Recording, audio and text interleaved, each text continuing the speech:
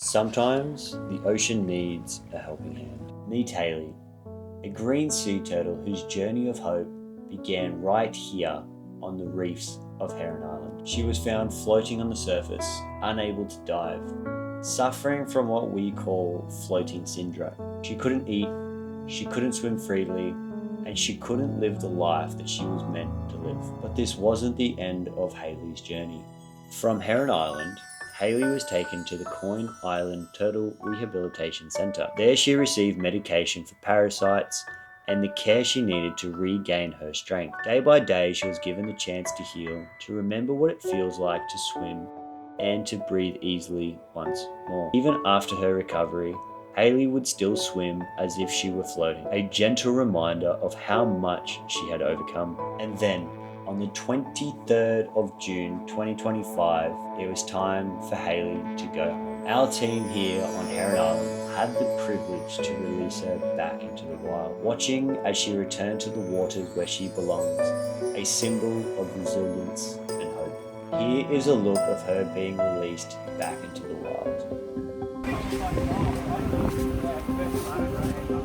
So Haley was rescued here at Heron Reef and sent on this islander, the Heron Island ferry, back to Coin Island Turtle Rehabilitation Centre, where she's been for quite a while. She had a bit of floating syndrome, and yeah, she's all right now. So we're going to take her to release her. So we're going to release Haley at Blue Pools, which is one of the dive sites down on the northeastern side of the island, and that's been a request made from the vet at Coin Island Turtle Rehabilitation Centre. Basically, because the turtle's been out of the water for quite a while, it might not have the safety and skills around areas where there might be a lot of people and boats. It's also still exhibiting symptoms of the floating syndrome. So floating syndrome, basically they get this gas build up inside their bodies that they can't get rid of, that makes them able to swim and properly and dive and feed. And it still seems to have the habit of swimming with a bit of a floating appearance. So it doesn't seem to have learned that it can actually do it without doing that anymore. So that's why we want to release it far enough away from where there's a lot of boats, a lot of people, just so she potentially is a bit safer.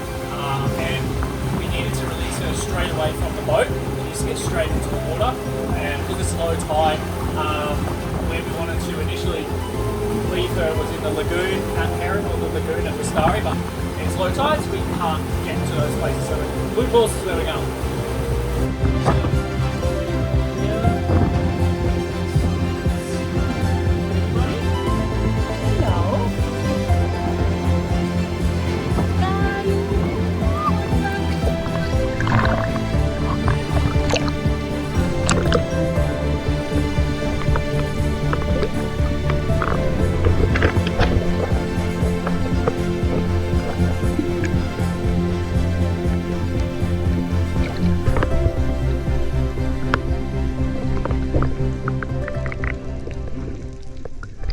Haley's story is a reminder that every turtle, every creature has a place on this planet, and that when we care and when we help, we become part of this journey too.